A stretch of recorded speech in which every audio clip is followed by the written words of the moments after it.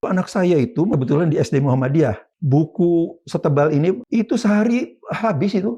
Saya bawa ke perpustakaan UGM, saya bawa ke sana, saya titipin.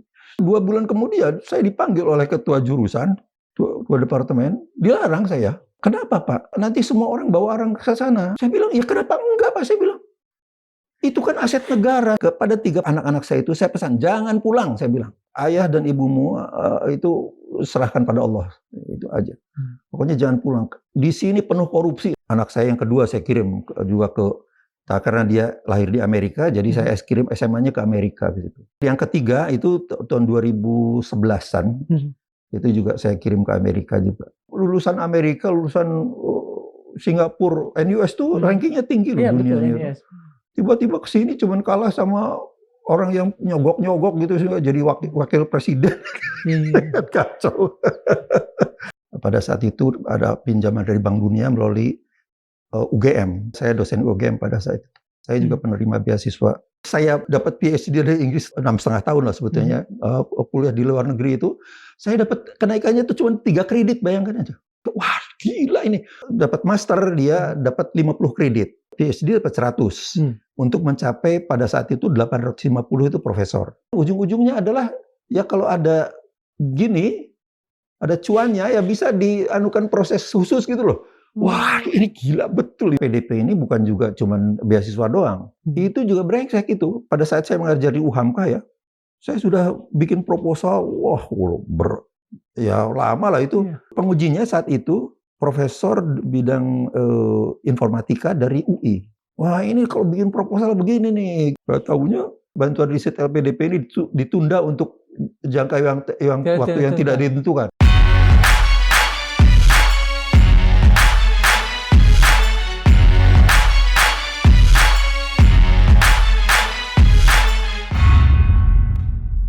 Bismillahirrahmanirrahim. Assalamualaikum warahmatullahi wabarakatuh. Waalaikumsalam warahmatullahi wabarakatuh. Biar bapak ibunya saja yang WNI.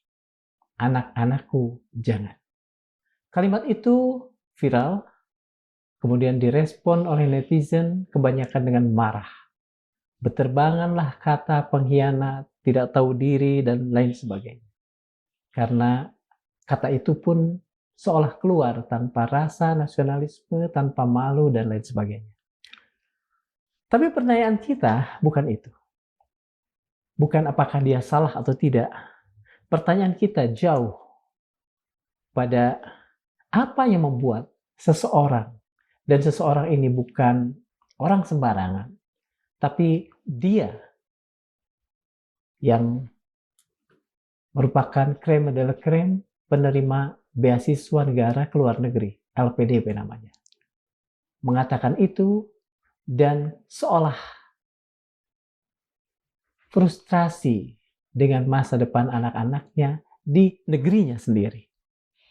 Apakah ini sebuah mental oportunis atau justru sebetulnya sebuah hasil perenungan melihat sebuah sistem yang kisruh di negaranya? Untuk itu, pada kesempatan Madilo kali ini, ke hadapan Anda semua sudah ada Profesor Tono Saksono. Beliau adalah seorang penerima beasiswa negara pada masanya. Beliau mendapatkan master di Amerika dan mendapatkan PhD di Inggris. Tetapi ketika kembali beliau menemukan beragam kekecewaan dan memutuskan untuk keluar dari pegawai negeri dan menjalani karir di luar itu. Selamat bertemu kembali, Prof. Terima kasih. Terima kasih sudah diundang. Berbagi pengalaman. Ya, ini persoalan yang bukan sekedar kemudian kita melihatnya viral. Betul, ya. Dengan segala macam hal-hal yang lebih emosional sifatnya. Iya. Tapi kami melihat ini ada satu sistem yang juga harus kita cermati, kita benahi agar jangan kita kemudian menggerutu tapi penyakitnya nggak pernah kita cabut. Betul. Prof, kalau brain drain yang terjadi di Indonesia itu menurut Profesor, ini sebuah takdir atau karena sistem yang katakan saja kurang benar, kurang baik? Ya, menurut saya ini memang karena sistem yang amburadul menurut saya. Jadi karena mungkin orang itu, jadi menurut saya jangan terlalu menyalahkan pada yang tadi siapa yang perempuan itu yang penerima LPDP itu. Karena sebetulnya kemungkinan setelah perenungan yang dalam dia melihat bahwa tidak ada harapan kalau dia pulang ke Indonesia gitu ya. Nah, menurut saya pengalaman yang saya alami itu agak mirip dengan dia itu. Saya juga penerima beasiswa. Pada saat itu ada pinjaman dari Bank Dunia melalui UGM. Saya dosen UGM pada saat itu. Nah, cuman ketika tahun berapa tuh Pak? Saya dari 81 sekitar akhir 81 lah sampai dengan 88 awal. Yeah. Ya. Jadi saya katakanlah akhir 81 sampai 87 lagi. Nah, itu kekecewaan yang saya alami itu ya, misalnya salah satunya ada 3 hal yang sangat sekali. Pertama, ketika saya pulang di Inggris itu, saya PhD saya kan di Inggris. Saya sudah menggunakan namanya Cray superkomputer. Cray superkomputer istilahnya itu. Di dunia pada saat itu hanya ada di Illinois kalau nggak salah, dan satunya di University of London di tempat saya. Nah, setelah pulang ke Indonesia awal 88 itu komputer itu pakai XT, bayangkan saja, coba. Jadi floppy disk masukkan, baca programnya, keluarin lagi, masukin datanya. Jadi kalau untuk mengcoding belasan lain saja ya, belasan coding itu aja itu bisa berjam-jam itu. Jadi wah, itu frustrasi betul bagi kami yang barusan datang dari Indonesia ke Indonesia. Inggris, ya, dari negara maju lah. Iya, iya. Jadi itu salah satu yang betul-betul memukul mental saya gitu. Yang keduanya, jadi ketika 2 tahun sebelum saya lulus itu, Profesor Fuad Hasan yang pada saat itu Menteri Mendikbud ya. Oh bukan, masih Menteri Pedanka. Pedanka. Pedanka itu kira-kira tahun 86 itu keliling diantaranya ke London, kumpulkan mahasiswa dari seluruh Inggris di London itu. Intinya beliau menceritakan begini, sekarang ini ada harga yang nggak beres lah di perguruan tinggi kita ini. Orang untuk menjadi profesor itu kalau sudah 4D profesor. Otomatis itu. Okay. Jadi udah profesor tuh kalau 4D sudah profesor. Cuman persoalannya untuk jadi 4D ini susah banget gitu. Nah, terus makanya kemudian Pak Fuad Hasan itu sekarang kita pecah. Jadi ini jalur fungsional. Jadi sampai profesor itu fungsional, tapi ini struktural yang pangkat-pangkat itu. Jadi sekarang akan kalau masih 3D gitu atau masih 4A gitu, udah bisa profesor. Jadi asal capable kan gitu. Nah, kemudian apa alat ukurnya? Alat ukurnya adalah kalau dapat master dia dapat 50 kredit. 50 kum gitu ya. Kum 50 ya. Kredit ya. Kalau dapat PhD dapat 100. Untuk mencapai pada saat itu 850 itu profesor. 850 kredit. Kredit ya. Jadi saya pikir wah ini bagus sekali lah ini kan. Wah udahlah itulah yang kan kita jadi mati-matian kerja. Semangat lah ya. Waktu sampai di Indonesia awal 88 saya Februari 88 gitu ya. Kemudian peraturan itu datang memang. Tapi peraturannya itu berlaku sejak 1 April 1988. 1988. 3 bulan lagi ya, Bapak? Februari kan? Iya. Tapi kalau bagi mereka yang sudah lulus sebelum 88, ada peraturan peralihan. Nah, ini yang songongnya di sini.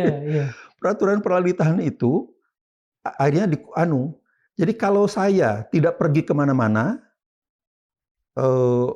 itu dan saya dapat PhD dari Inggris setelah 7 tahunan, 6,5 tahun lah sebetulnya, kuliah di luar negeri itu, saya dapat kenaikannya itu cuma 3 kredit, bayangkan aja. Dari seharusnya 150 itu? Iya, dari 150 kan master 50. Master 50 sama PSD 100. Waduh, itu betul-betul memukul lagi. Wah, gila ini.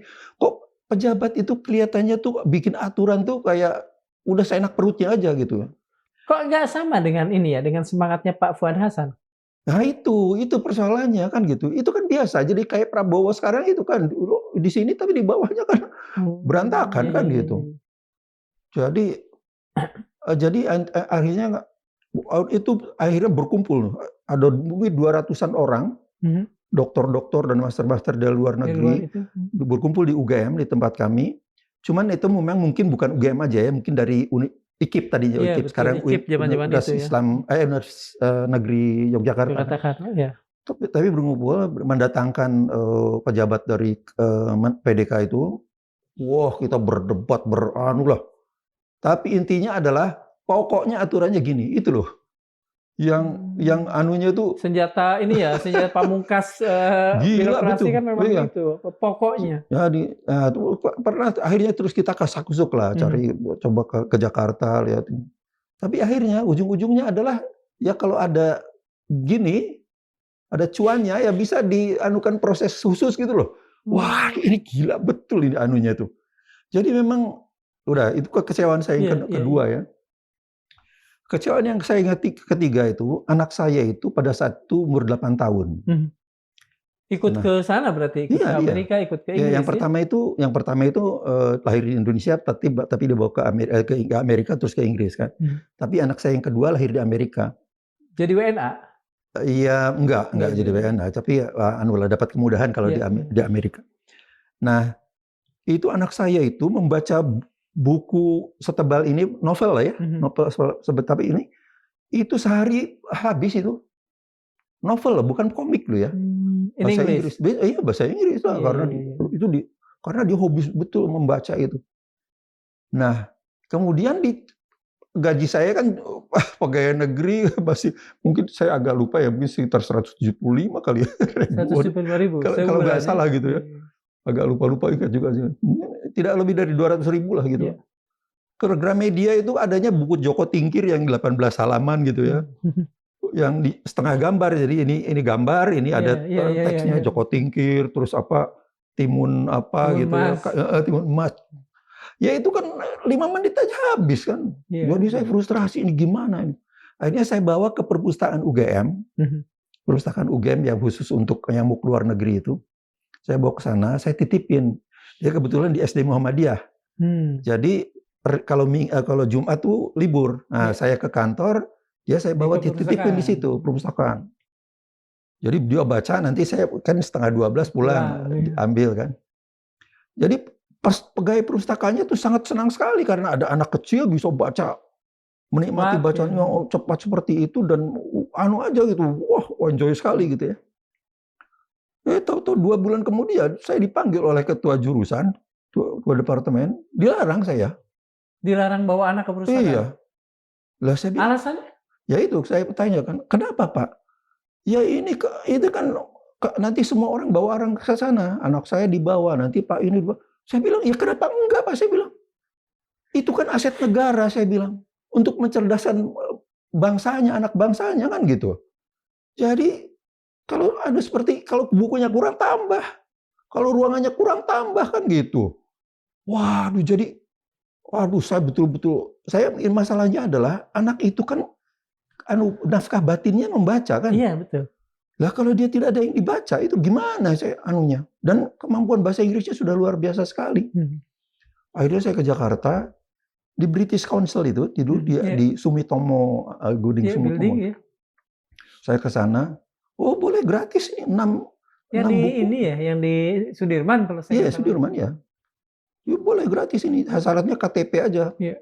KTP-nya Yogyakarta. Wah, nggak boleh lah, harus KTP Jakarta. Jadi saya bilang, bagaimana penyelesaiannya? Pinjam aja punya adeknya. Saya pinjam lah gitu. Jadi saya pinjam buku dari itu buat anak saya itu. Jadi saya pikir gila ini orang asing, itu British Council kan orang asing itu. Inggris. Itu aja gratis. Saya staf UGM tidak pinjam loh, anak saya cuma baca doang. Nggak boleh. Jadi sebab itulah saya kemudian saya keluar aja dah dari pegawai negeri. Akhirnya saya keluar. Itu waktu itu Bapak kan masih punya utang ini. Itu dibayar akhirnya. Ya begini, sebetulnya kan N+2 N+1 kan. Yeah. Jadi karena saya 6 tahun jadi kira-kira 13 tahun. 14 tahun lah ya. 13. 13 tahun kalau nggak salah 13 tahun. Nah, terus 21 betul. Iya. 13 tahun.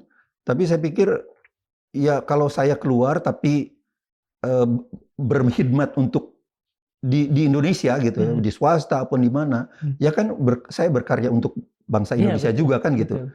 Jadi menurut saya sudah jauh lebih sopan dari yang Yang kemarin viral itu kan Iya, ya. iya, iya. Tapi kalau saya pada saat itu rada nggak sopan aja, saya pikir udah aja saya cabut kerja ke luar negeri kan gitu. Ya pada saat itu ya saya malah menyesal gitu. Kenapa? Kenapa balik maksudnya gitu? Iya, kenapa balik kan gitu. Jadi akhirnya kalau tahu seperti itu kan Itu Bapak susah nggak dapat ini di luar dan kemudian masih dibebani dengan utang kredit itu? Oh enggak, akhirnya ya mereka tidak bisa juga mengenakan saya kan. Tidak. Tapi Jadi, akhirnya 2N+1 itu ditutup? Tidak. Hmm. Ya. Jadi ya itu mungkin aturannya pada saat itu belum terlalu ya. Terlalu ketat. Tidak terlalu ketat gitu. Bisa jadi karena mungkin di UGM-nya sendiri mungkin dokumennya hilang. Bisa terjadi kan. Jadi itulah yang kemudian saya ada satu obsesi di saya, anak-anak saya harus keluar negeri. Jadi tahun 97 itu anak pertama saya kelas 3 SMA saya kirim. Yang pembaca ini. Saya ke Australia. Jadi lulus SMA di Australia, masuk ke NUS, National University of Singapore itu di sana. Ya tapi saya kan tidak punya duit banyak juga kan untuk seperti itu. Jadi saya didik mereka untuk mencari sumber-sumber keuangan lah gitu ya. Nah semuanya ini saya ceritakan dalam buku ini. Di antaranya gitu ya. Setelah Bapak keluar dari UGM, bidang apa yang kemudian Bapak masuki dan mungkin lebih spesifiknya perusahaan apa? Dia perusahaan konsultan kan gitu ya. Saya kan saya dalam bidang remote sensing kan gitu. Konsultan yang setengah asing lah gitu ya, pemilik shareholder utamanya itu orang Australia gitu ya. Jadi saya bekerja di sana. Di Jogja itu Pak? Enggak, di sini di Jakarta. Jadi gitulah terus kemudian tahun 2000 anak saya yang kedua saya kirim juga karena dia lahir di Amerika, jadi saya kirim SMA-nya ke Amerika gitu. Nah, jadi sekarang akhirnya jadi saya yang ketiga itu tahun 2011-an. Itu juga saya kirim ke Amerika juga. SMA juga? Nah, SMA juga, sejak SMA. Dan kepada 3 pesan anak-anak saya itu saya pesan, jangan pulang, saya bilang. Udah ayah dan ibumu itu serahkan pada Allah. Itu aja. Pokoknya jangan pulang. Di sini penuh korupsi lah. Udah pokoknya pada saat itu saya betul-betul saya sudah melihat gitu ya. 2011 itu ya? 1997 saya sudah. Iya, anak saya pertama kan ke Australia kan. Terus ke NUS itu kan. NUS Singapura ya. Ya, Singapura itu saya bilang udah jangan pulang. Cari di sana. Jadi mereka semua bertiga sekarang berkiprah di luar. Iya, sudah selesai semua berarti, sudah bekerja semua. Oh iya, anak pertama saya sampai S3 di NUS, S1, S2, S3. Sekarang bermukim di Jerman. Kemudian itu sudah 29 tahun. Dapat apa namanya? Dapat ya green card aja. Bukan, dapat jodoh orang sono atau? Iya betul. Orang kita. Ya mualaf Jerman. Oh, okay. Kemudian yang kedua sekarang udah 26 tahun di Amerika itu. Jadi S1, S2-nya di SMA, S1, S2-nya di Amerika. Terus yang ketiga ini karena memang beda jauh 11 tahunan gitu, baru sekitar 2011-an. Saya kirim ke Amerika, kemudian sekarang sudah 6 tahunan di Jepang gitu. Jadi ya saya lonely ranger. Sama ibu aja ya? Sama ibu. Itu mereka sering juga pulang? Ya 2 tahun sekali lah, 2 tahun sekali. Kalau setahun sekali, anunya kan terlalu pendek, cutinya kan gitu. Jadi dibikin 2 tahun supaya ada spare waktu yang ini. Ada nggak cerita dari anak-anak Bapak ini? Misalnya ada sedikit kerinduan, ingin di sini, enggak? Enggak ada. Karena melihat situasinya seperti itu kan, enggak menurut saya kok tambah buruk lah Indonesia. Iya. Anunya tuh nggak ada yang lebih baik gitu loh. Iya, Jadi iya. jadi mereka malah waduh, sekali lah, terima kasih sekali dulu sudah dianukan jalan Iya. supaya mereka bisa berkarir Sudah di luar negeri. diungsikan gitu ya, Pak. Iya. Jadi memang Seberapa banyak yang kemudian Bapak lihat, dari teman-teman saat itu ya yang juga, melakukan hal yang sama dengan Bapak untuk anak-anak? tidak ada boleh dikata tidak Iya. ada gitu. Malah sebetulnya kan gini, anak saya yang pertama itu dapat loh beasiswa, dapat student loan gitu dari pemerintah Sana Singapura ya, gitu ya. Singapura. Dari pemerintah Singapura. Pertama gini, dia masuk ke Singapura itu uang kuliahnya satu semester itu 15.000. 15.000 tapi boleh bayar cuma 6.000 doang. Yang 9.000 dibayar oleh pemerintah itu. Syaratnya apa? Harus bekerja di Singapura 2 tahun. Tidak dicarikan kerja, tapi harus berkhidmat di Singapura 2 tahun. Iya. Saya bilang ambil aja. Itu apa? Ditebus dengan kerja apa? Ya apa saja, Oh. apa saja setelah lulus ya. Yang disebut apa saja itu apa, Pak? Ya misalnya bisa mau jadi wartawan, mau jadi Bahkan kalaupun tidak sesuai dengan dengan misalnya major yang dia ambil. Iya, saya tidak terlalu saya tidak terlalu tahu detailnya gitu ya. Dan mungkin sudah lupa juga gitu ya. Iya. Karena itu udah 98 itu. Iya. Nah, kemudian tahun keduanya, semester keduanya, ternyata yang 9.000 itu boleh ngutang. Oh. Bayarnya gimana? Nanti setelah lulus gajinya dipotong $150 per bulan. Per bulan. Saya bilang ambil aja. Termasuk murah itu ya, $150 per bulan. Jadi yang 6.000 yang sudah saya bayar semester pertama itu dikembalikan. Jadi itu loh anunya tuh apa? Itu pemerintah asing ya? Pemerintah asing gitu loh. Jadi yang begini-begini ini menurut saya nah itu anak saya itu pernah jadi wartawan juga itu di selama setelah lulus S1 di Singapura tuh. Di Singapura. Apa? Ya. Straight Time atau? Enggak, ada majalah Bukan ya? di Hong Kong sebetulnya basisnya di Hong Kong, tapi dia bekerja. Dia bertugas untuk misalnya ada kontak menteri di Indonesia yang harus gitu ya. Itu juga seperti itu pengalamannya dia ceritakan. Wah, kamu menteri ini nih, saya di telepon janjian ya. Nah, lagi tidak ada nanti hari gitu ya. Nanti telepon lagi golf. Telepon lagi. Waduh. Jadi Bangladesh aja nggak begini ya. Anak saya itu betul-betul marah gitu loh. Bangladesh aja nggak begini kok. Komitmennya tuh cuma ditelepon, mau wawancara ditelepon kan misalnya kebijakannya tentang ekonominya bagaimana kan gitu. Jadi betul-betul brengsek. Anak saya jadi memang betul-betul ya terima kasih sekali lah diberikan jalan untuk seperti itu. Jadi memang ini menurut saya yang seperti itu menurut saya itulah yang membuat frustrasi para penerima beasiswa itu ya. Nah, anak saya yang kedua karena dia lahir di Amerika, dia uang kuliahnya itu hanya kira-kira 1/8 dari orang asing. Jadi kalau orang asing $8.000 satu semester, dia cuma 1.000. Nah, tapi dia itu kemudian cari beasiswa, dan beasiswa di Amerika tuh misalnya ini dapat 2.000 untuk uang makan, nanti cari lagi kemana lagi dapat 3.000 untuk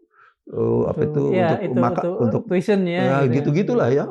Jadi itu yang seperti itu yang tidak bisa dianu oleh Indonesia gitu loh. Kita udah pulang capek-capek dikasih komputernya XT. Aduh, jadi memang brengsek. Pak, sebetulnya yang sangat membuat Bapak kecewa waktu itu apakah fasilitas yang kurang atau sistem yang amburadul? Ya ketiga-tiganya lah tadi saya sebutkan itu ya. Pertama sistem fasilitas yang sangat kurang. Bayangkan saya sudah pakai superkomputer yang tercanggih yang ada di dunia saat itu, tiba-tiba jalur ke XT yang hard disk aja tidak ada, coba bayangkan. Kalau misalnya hanya itu yang terjadi, Bapak bisa memaafkan tidak?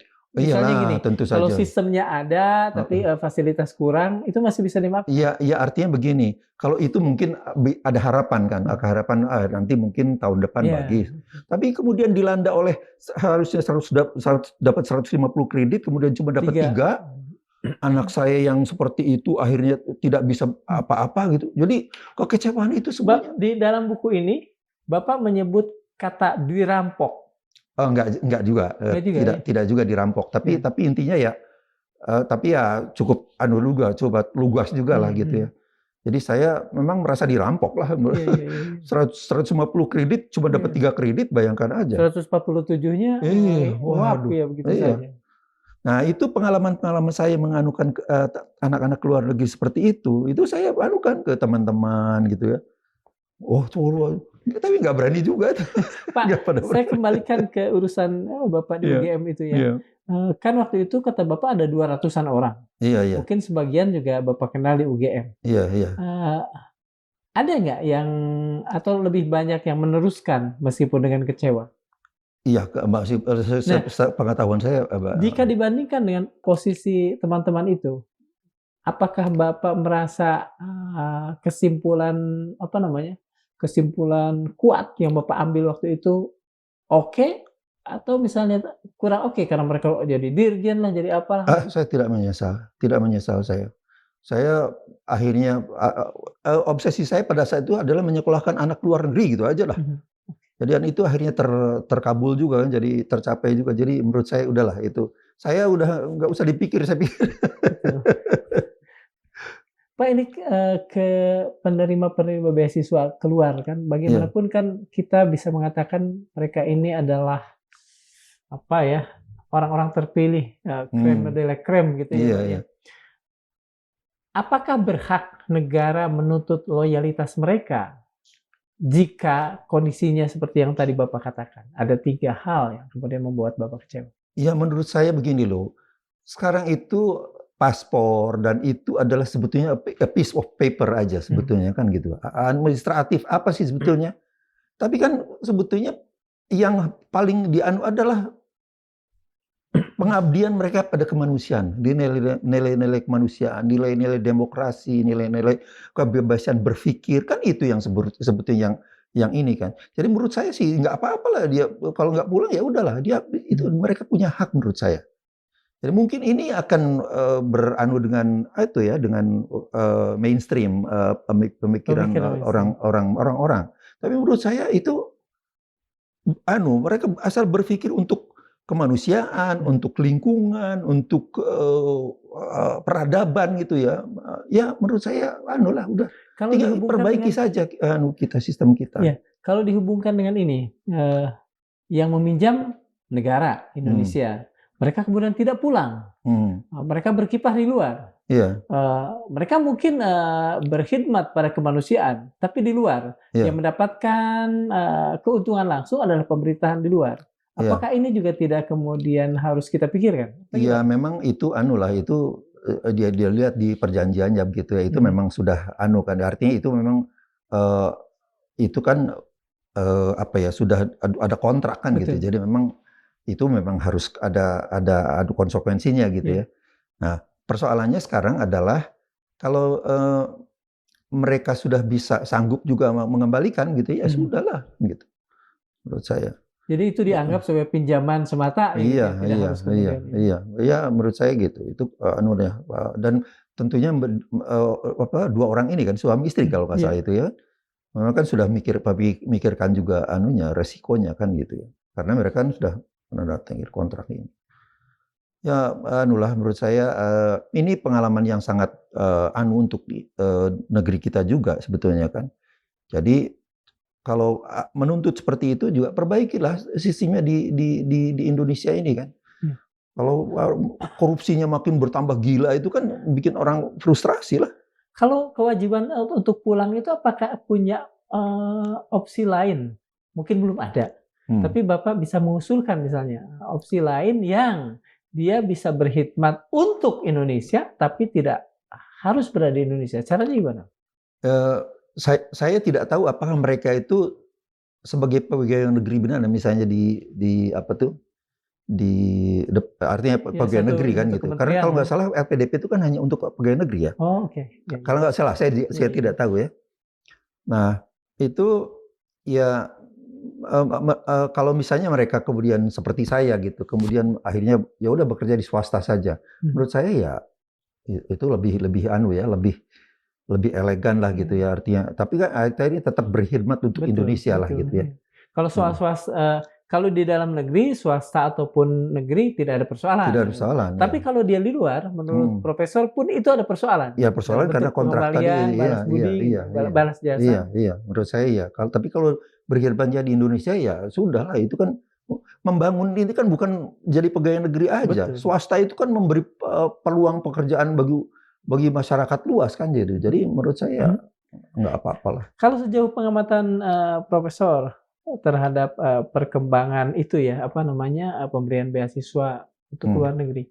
Apakah dari sejak 88 ketika profesor memutuskan ketika pulang ke sini dengan saat ini, apakah sudah cukup banyak perbaikan yang terjadi? Kalau anunya menurut saya sudah lebih baik ya. Pada saat zaman-zaman saya itu masih susah sekali itu anunya. Fasilitasnya itu, dan itu kan alokasinya itu kan betul-betul loan gitu dari Bank Dunia untuk menganukan. Kalau sekarang kan LPDP kan tidak jelas anunya. Apanya itu pokoknya duit itu dari negara lah gitu ya, tapi tidak jelas tidak spesifik dari Bank Dunia untuk beasiswa kan gitu. Jadi menurut saya bahwa itu mungkin pinjaman ya. Iya. Gitu. Iya. Jadi tapi itu menurut saya sudah lebih baik. Artinya lebih banyak yang terserap kan. Cuman memang LPDP ini bukan juga cuman beasiswa doang. Itu kan riset-riset di Indonesia juga banyak. Itu juga brengsek itu. Saya pernah pada saat saya mengajar di UHAMKA ya, saya sudah bikin proposal, lama lah itu. Terus waktu pengujinya saat itu seorang profesor bidang informatika dari UI. Perempuan, saya agak lupa namanya. Wah ini kalau bikin proposal begini nih, kira-kira begitulah anunya.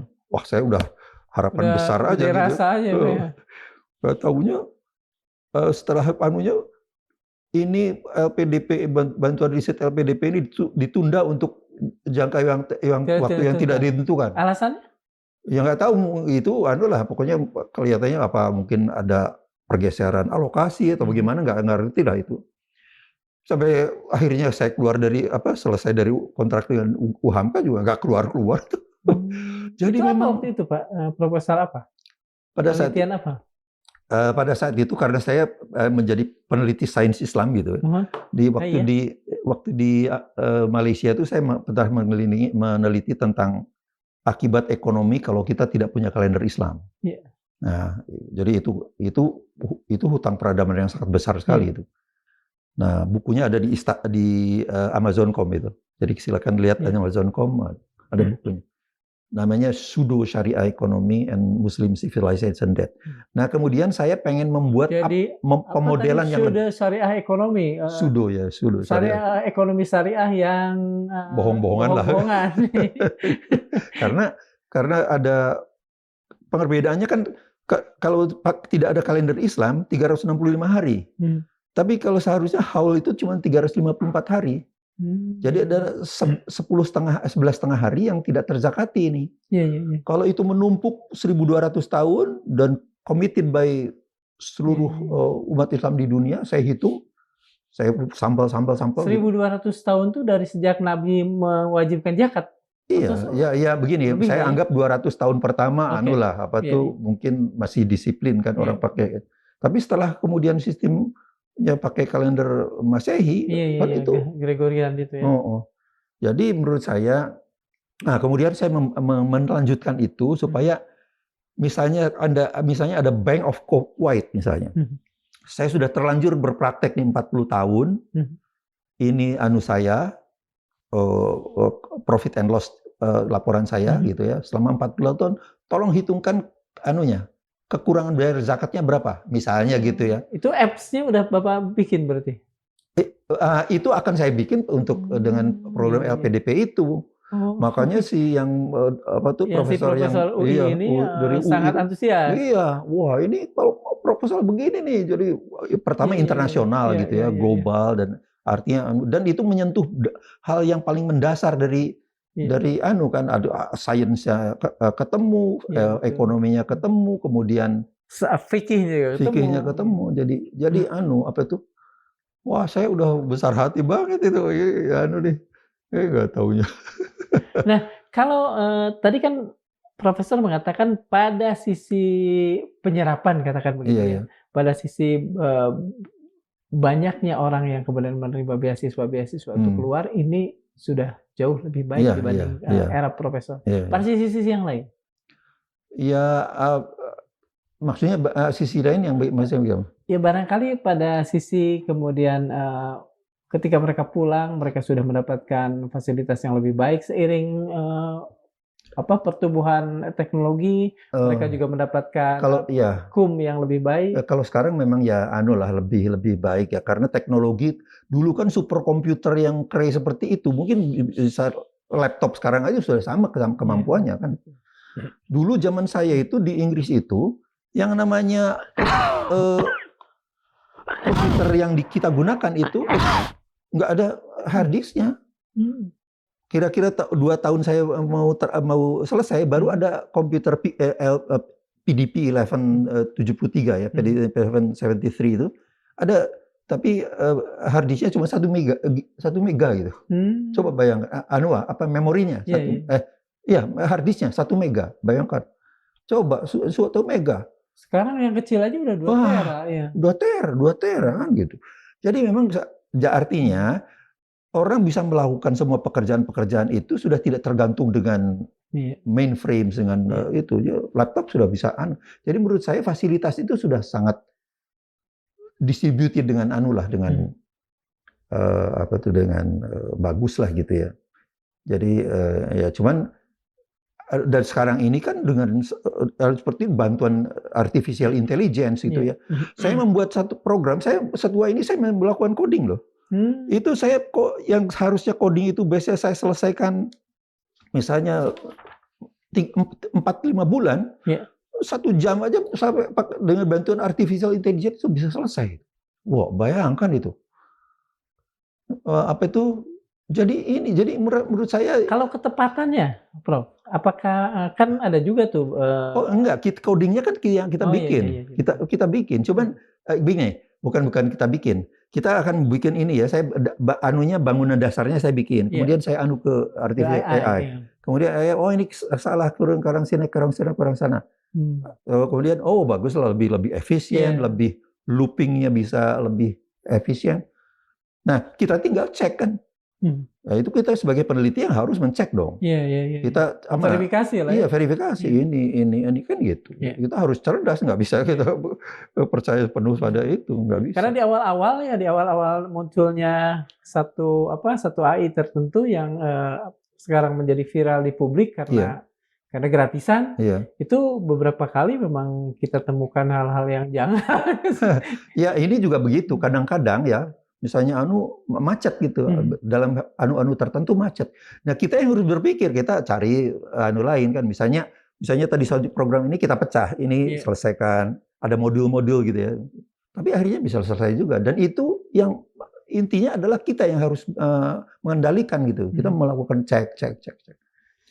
Jadi supaya anunya akurat dan Sebetulnya reliable. bagi penerima beasiswa ke luar negeri, yang paling penting, eee, digarisbawahi sebagai, kesepakatan kedua pihak Hmm, yang menguntungkan negara mhm, dan publik tentunya, iya. dan tidak merugikan mereka, apa itu, Prof? Misalnya bagaimana? Ya, apa sebetulnya, kesepakatan-kesepakatan yang katakan saja kesepakatan pilar lah ya, Mhm, kesepakatan-kesepakatan besar yang harus ada di antara kedua pihak ini. mhm, Di satu sisi dia sangat menguntungkan negara, eee, yang membuat mereka tidak lari dan lain sebagainya, mmm, tapi di sisi lain itu juga tidak terlalu merugikan penerima. iya. Apa yang kayak gimana Iya misalnya? begini, di Korea Selatan itu, pada tahun-tahun 60-an itu mengalami hal yang sama loh. Brain drain tuh, Iya. apa, brain drain itu apa? Iya, otak-otak pintar yang nggak mau balik Yang gitu nggak ya, mau balik iya gitu ya, iya brain drain itu kan umum sekali. iya, Tapi kemudian Korea Selatan bikin fasilitas, kerja, fasilitas, penelitian mhm, yang menyamai dia, Amerika gitu, kemudian mereka diundang dan dibayar dengan sesuai dengan mmm. ya mungkin lebih rendah lah. Ekosistemnya dibikin Iya, gitu ya? itu yang harus dilakukan itu.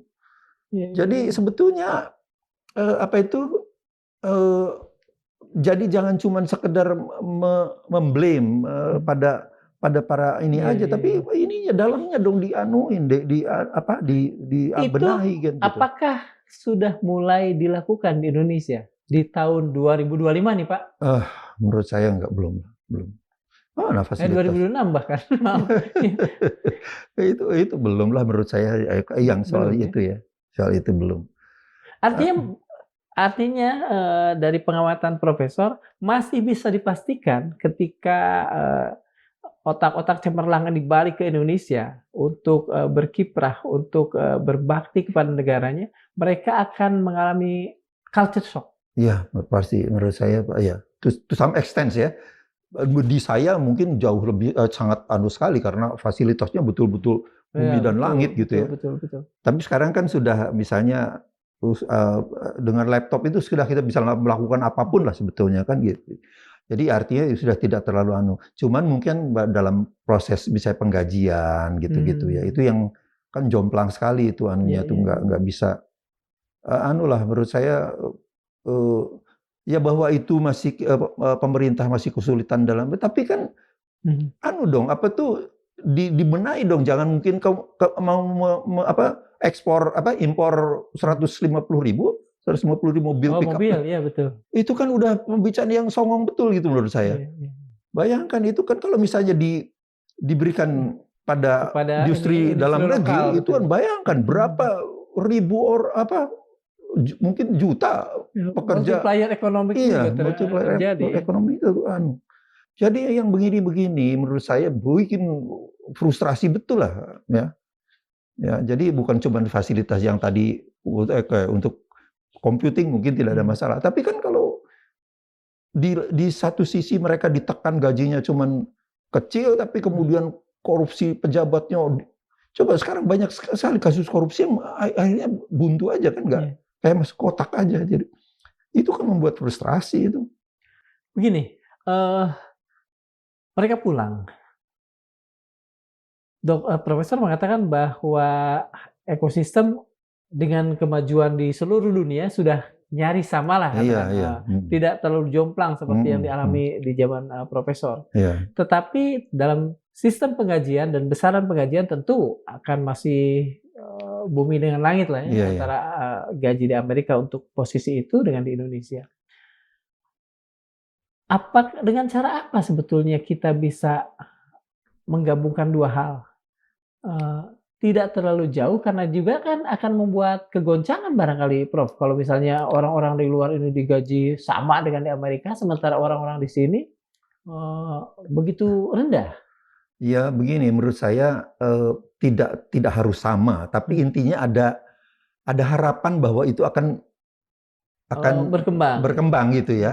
Iya. Salah satunya adalah dengan menganukan ini ya, apa tuh, infrastruktur di dalam negerinya itu dibenahi kan gitu. Mhm. Kalau kalau itu ada ada perombakan secara struktural pada Mhm. pada cara, negara mengelola misalnya kasus Mhm. korupsi gitu-gitu ya, Mhm. kemudian, eee, kebebasan, berpikir, Mhm. kebebasan berbicara, kemudian, apa tuh, Mhm. demokrasi gitu. Mhm. Itu tentunya akan kan menjadi salah satu yang dipertimbangkan oleh Mhm. mereka. Mungkin tidak sampai sampai sama dengan Amerika lah, tapi misalnya kalau misalnya sudah seperempatnya aja mungkin kan Mhm. udah mungkin naik gitu ya. Ada programnya gitu loh, terukur gitu. Iya. Tapi by the way, yang tadi fasilitas itu juga jangan cuma diukur dari cuman computing saja, tapi misalnya laboratorium untuk itu kan di sini sangat kurang sekali kan, itu Iya, kan harus iya. dipikirkan itu.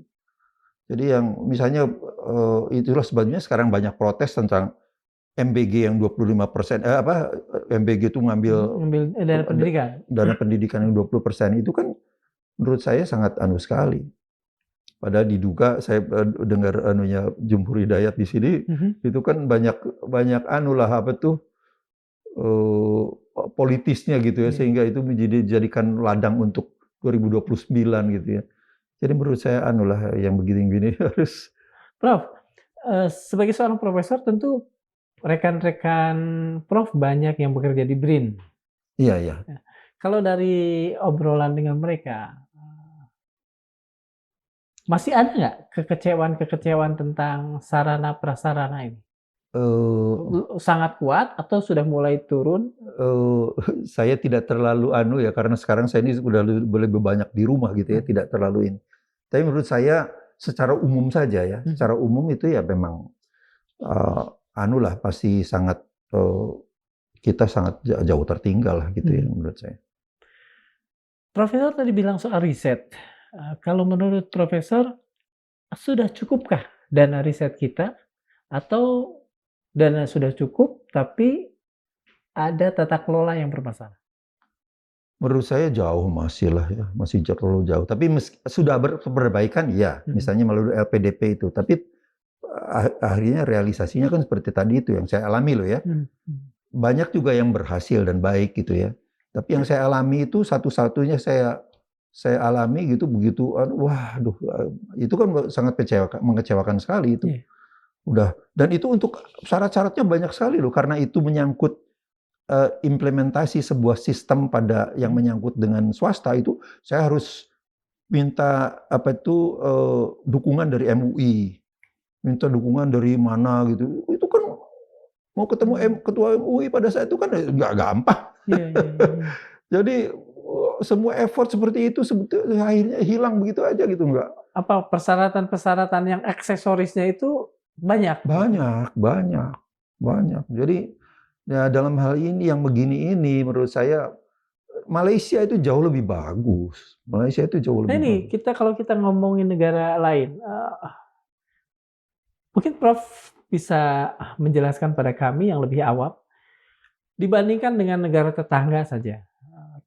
Dalam soal riset, dana riset kita nih berada di mana sih? Di atas, di tengah, atau justru paling bawah? Dalam besaran dana riset. Menurut saya kalau dari kalau dengan Malaysia aja udah jauh lah kita. Mereka lebih banyak. Jauh. Saya dapat beasiswa, dapat dana riset di Malaysia itu, yang tadi saya bilang pseudo syariah ekonomi itu ya. Itu saya sampai cuman hanya mengkonsumsi 65% kok. 35% saya kembalikan. Saking besarnya dananya itu. Boleh disebutkan perakiraannya agar kami bisa. Dananya ya, saya udah agak lupa itu kalau ya. Tapi intinya jadi gini, mengapa 35% itu saya kembalikan? Karena saya seharusnya dapat satu research assistant PhD untuk untuk calon CID. Kemudian 2 master. Nah, persoalannya kalau kita cari orang Malaysia ya, orang Malaysia itu mau gitu ya. Tapi mereka padahal sebetulnya dia lagi apply ke misalnya kerja di bank. Apply misalnya kerja di engineering company. Tidak fokus ya? Bukan tidak fokus, jadi dia seperti sambil nunggu itu. Begitu dia diterima di sana, maaf tinggalin. Iya, saya sudah diterima di sana. 3 bulan itu kan macet kan gitu. Nah, itu keburukannya di situ ya. Dan harus menggunakan orang Malaysia? Tidak harus. Nah, jadi tapi kalau saya mengambil orang Malaysia seperti itu, akhirnya saya tawarkan ke orang Indonesia. Saya cuma dapat satu saja orang master. Jadi satu PhD, satu calon PhD, satu calon masternya nggak dapat kan. Jadi akhirnya uang itu tidak terpakai kan. Nah, itu gaji asisten master itu kalau nggak salah 1.500 ringgit ya. Jadi kira-kira mungkin 4,5 juta kali ya. Per bulan? Katakan 4 juta. Per bulan? Ya, per bulan. Itu. Katakanlah 4 juta ya. Kalau PhD itu 1.800. Kalau nggak salah master itu 1.300. Kali 3.000 kan kira-kira 4 juta lah. Kalau yang masa PhD itu 1.800 kali 3 kali 3.000. 6 jutaan lah ya. Iya. Jadi itu fasilitas itu ada tuh.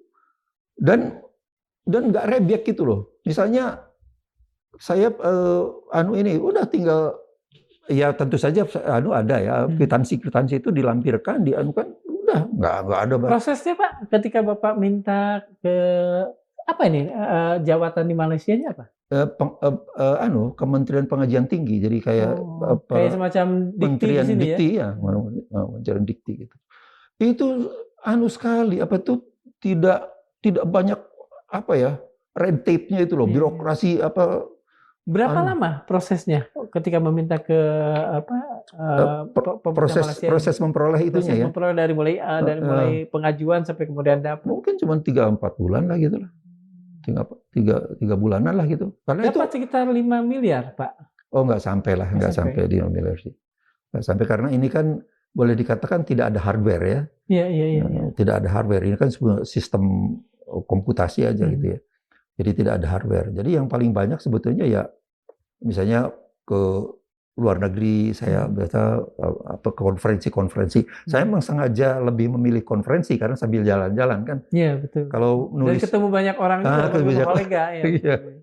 Iya itu. Jadi memang saya nah itulah sebabnya saya untuk penulisan riset itu saya dapat 3 Best Paper Awards apa tuh ya paper Iya, terbaik iya, lah iya. dalam konferensi-konferensi internasional gitu. Di mana saja? Di Abu Dhabi, kemudian di satu kota dekat, saya agak lupa di Malaysia juga, kemudian di Kuala Lumpur gitu ya. Nah itu malah yang di Abu Dhabi saya dapat hadiah $5.000 gitu, anunya apa tuh sebagai hadiah pertama gitu ya. Iya, iya. Wah itu betul-betul anu lah apa tuh. Dan yang begitu-begitu tuh ya udah pemerintah Malaysia ya anu aja gitu, cuek aja gitu, enggak. Artinya memberikan tanpa harus Persis. minta pengembalian dan Iya, sebagainya. iya.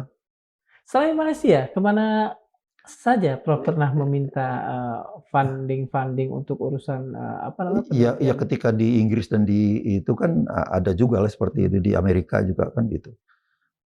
Tapi itu kan lebih tersentralisasi di universitas gitu. Iya. Ya. Di universitas jadi sudah ada anunya, artinya tidak sampai keluar gitu ya. Kalau pemerintah serius ingin apa namanya menghilangkan fenomena brain drain ini, menurut Prof bikinlah sebuah skala prioritas 1, 2, 3. Apa yang harus dilakukan pemerintah? Menurut saya yang paling mendasar itu kan sebetulnya sistem kayak korupsi dan gitu-gitunya itu harus dihilangkan lah ya. Jadi ada keseriusan kalau orang koruptor itu ya diproses dengan baik itu supaya kepercayaan ini kan psikologis, kepercayaan psikologis anu. Yang keduanya adalah fasilitas kerja gitu ya. Ya laptop salah satu tentu saja, tapi kan kalau ya orang yang memerlukan laboratorium gitu ya, misalnya dia peneliti tentang solar cell, misalnya gitu, kan laboratorium solar cell itu kan tidak anu juga kan, dia tidak murah kan gitu, jadi itu kan harus dianu. Nah, laboratorium misalnya anak saya itu kan peneliti tentang climate change ya, itu kan harus ada apa tuh fasilitas-fasilitasnya kan anu, jadi sediakan semua itu supaya mereka. Nah ini satu pengalaman lagi, saya waktu tahun sekitar 2000-an kalau nggak salah ya, itu saya pernah dulu ada namanya riset unggulan terpadu. Riset unggulan terpadu, wah. Ini Dikti punya ya Pak? Dikti dan kalau Pak Habibie lah gitu aja, apa misalnya BPPT zaman dulu. BPPT kalau itu ya. Wah itu, apa ya, dikonsinyasi di mana, pernah di Lido sana, terus kemana lagi, terus tahu-tahunya saya udah masuk 8 besar, terus pada saat yang kelima, yang mau masuk 5 itu saya nggak masuk, terus si sekretaris yang Dewan Penilainya itu, Pak Tono, karena ada salah seorang penilaian di sana tuh nggak senang dengan Pak Tono. Saya ceritakan juga. Pribadi ya? Iya, saya ceritakan juga di buku ini. Jadi memang jadi banyak begitunya di Indonesia tuh. Udah itu riset unggulan terpadu itu kan jadi tidak itu untuk dari beberapa universitas dosen-dosen di beberapa universitas bersatu dalam satu, misalnya kita riset ini gitu. Itu juga pernah juga, tapi rasanya tidak banyak juga itu alumninya itu, karena ya modelnya kan begitu tuh.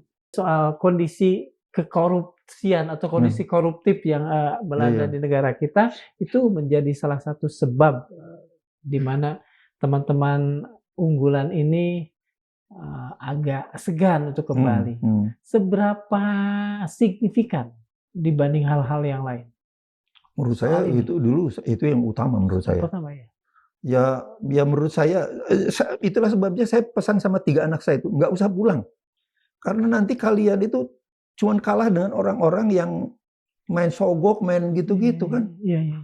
Dan Jadi orang yang punya orang dalam juga ya. itu. Ordal. Iya, jadi yang mereka misalnya lulusan Amerika, lulusan Singapura, NUS tuh rankingnya tinggi loh Iya betul dunianya. NUS. Tiba-tiba kesini cuman kalah sama orang yang nyogok-nyogok gitu sehingga jadi wakil presiden. Kacau. Aduh, udah jadi menteri nyogok bisa gitu. Aduh. Ya ini menurut saya mengecewakan. Terus terang aja di kementerian ini, di kabinet ini kan banyak sekali menteri-menteri yang kapabilitasnya menurut saya sangat diragukan gitu ya. Tapi masih terpakai terus kan bikin frustrasi itu. Iya. Menurut saya itu yang paling utama menurut saya malah. Ketika zaman Orde Baru, kan di zaman Orde Baru juga kita banyak ini kan, banyak menerbangkan bukan menerbang, mengirim orang-orang kita untuk menjadi Ya saya di Orde Baru kan terjadi aja. Bapak di Orde Baru zaman itu. Dibanding zaman itu dengan sekarang, seberapa sudah berubah ke arah yang lebih baik, terutama pada sisi yang mengerikan tadi, korupsi. Kalau menurut saya kok malah tambah buruk loh korupsi di kita nih. Menurut saya, kalau di zaman-zaman itu ya, itu teknokratnya kan sangat kelihatan misalnya Profesor Emil Salim ya, kelihatan sangat berwibawa sekali dan sangat Habibie gitu kan ya. Jadi sangat berwibawa dan kelihatan lah punya karisma yang sangat gitu. Wijoyo Sastro, kemudian Pak Jatun zaman itu ya. Jadi menurut saya dan mereka betul-betul pakar yang bisa diandalkan betul gitu ya. Tapi sekarang coba kementerian kabinet yang sekarang itu banyak yang ngomongnya aja asal ngawur aja gitu. Aduh, menyedihkan lah menurut saya. Padahal semakin sini kan harus semakin baik ya. Iya, teknologi semakin baik. Iya.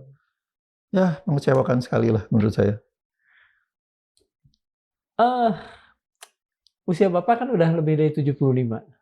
Iya, Januari kemarin saya 75. Apa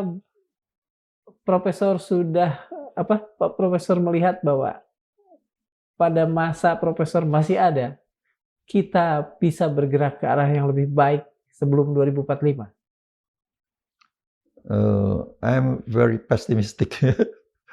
Pesimistik saya. Kalau misalnya gejalanya ada harapan gitu ya, optimistik, anak-anak saya panggil pulang kok. Tapi dengan seperti ini malah saya udahlah nggak usah. Jadi masih ada sebetulnya keinginan untuk mengumpulkan lah katakan. Oh iyalah jelas lah. Tapi kan kalau kondisinya masih begini kan, udahlah nggak usah pikirkan orang tuamu udah pakai itu. Saya berserah diri pada Allah aja sudah, nggak tidak usah. Kalau mereka di sini pun kan misalnya kerjanya di Medan gitu kan ya nggak mungkin juga ngawasin melihara saya setiap hari kan gitu. Ya udahlah sama aja di luar negeri juga. Apalagi sekarang kan komunikasi sangat gampang sekali gitu. Zaman saya pergi ke Amerika itu, saya kan di Jogja itu di satu kampung itu yang punya telepon itu cuma 2 orang. Jadi coba bayangkan ada seorang kebetulan ada kawan saya. Jadi gini, 9 bulan pertama saya pergi ke Amerika kan istri saya belum dan anak. Berangkat, ya? Jadi kalau setiap bulan saya telepon ke teman saya, tolong panggilkan istri saya. Coba bayangkan susahnya begitu. Ya kondisinya itu. Sekarang kan semua orang malah punya 2-3 handphone. Dan bisa nelpon via WA juga. Iya, udah nggak bayar lagi kan gitu. Pada saat itu, waduh, kalau nelponnya dari luar gitu, bukan dari rumah gitu, betul ada di luar gitu, kan pakai koin ceklek, 25 sen. Cepat habis juga. Iya, ceklek lagi. Jadi Susah betul pada saat itu. Jadi menurut saya ini sudah lah kalau dari segi itunya. Oke, apa yang ingin Bapak katakan pada mereka yang masih di luar sedang menyelesaikan studi dan itu dananya dari pemerintah? Ya, yang lebih baik adalah Anda pulang, ya, Anda orang-orang itu pulang dan mengabdi ke lah sesuai dengan komitmen awalnya kan gitu. Itu saya kira yang paling ideal gitu. Nah, cuman kalau misalnya toh memang mengecewakan sebagai pegawai negeri gitu ya di swasta ya boleh, misalnya di swasta asing atau bagaimana, tapi ya di dalam negeri kan gitu. Itu saya kira Agar opsi yang dampaknya langsung terasa oleh betul, iya. komunitas kita Iya, juga. karena bagaimanapun juga kan itu adalah dari pajak rakyat gitu. Betul. Jadi saat itu saya juga kemudian tidak mau keluar negeri itu kan saya pikir begitu. Itu kan hasil aset bangsa gitu ya, Betul. aset bangsa Indonesia dari pajak dan sebagainya untuk menyekolahkan saya. Jadi saya meskipun keluar dari pegawai negeri tapi saya tetap berkhidmat di Indonesia gitu. Terima kasih, Prof. Ya, Mudah-mudahan baik, terima apa kasih. yang kita bicarakan punya bisa menginspirasi buat sobat-sobat Mandilo. Baik, ya terima kasih untuk anak muda terutama ini sangat. Sobat Mandilog, brain drain bukan soal orang yang pergi. Brain drain adalah cermin yang memantulkan wajah sistem. Kita bisa menghukum penerima beasiswa, kita bisa membuat aturan wajib pulang, kita bisa menyebut mereka tidak nasionalis. Tetapi selama angka kredit bisa dirampok, selama promosi ditentukan relasi, selama integritas kalah oleh kedekatan, selama korupsi lebih stabil daripada kejujuran, maka yang pergi bukan cuma manusia. Yang pergi adalah kepercayaan. Karl Marx pernah menulis bahwa manusia akan meninggalkan sistem yang membuatnya terasing dari hasil kerjanya. Dan Nabi Muhammad SAW mengingatkan, apabila satu urusan diserahkan kepada mereka yang bukan ahlinya, maka tunggulah kehancurannya. Masalah kita bukan kekurangan orang pintar. Masalah kita adalah kita belum selesai membangun sistem yang adil bagi orang pintar. Kalau Indonesia ingin generasi terbaiknya kembali, yang harus dipulangkan bukan mereka dulu. Yang harus dipulangkan adalah keadilan. Karena nasionalisme tidak bisa dipaksa. Ia hanya tumbuh di tanah yang subur oleh kejujuran. Dan selama tanah itu belum kita bersihkan, jangan salahkan jika yang tumbuh justru keputusan pahit. Selama ini kita terus marah pada gejala, sementara penyakitnya terus kita pelihara. Terima kasih. Assalamualaikum warahmatullahi wabarakatuh. Terima kasih. Terima kasih, Kang Darmawan.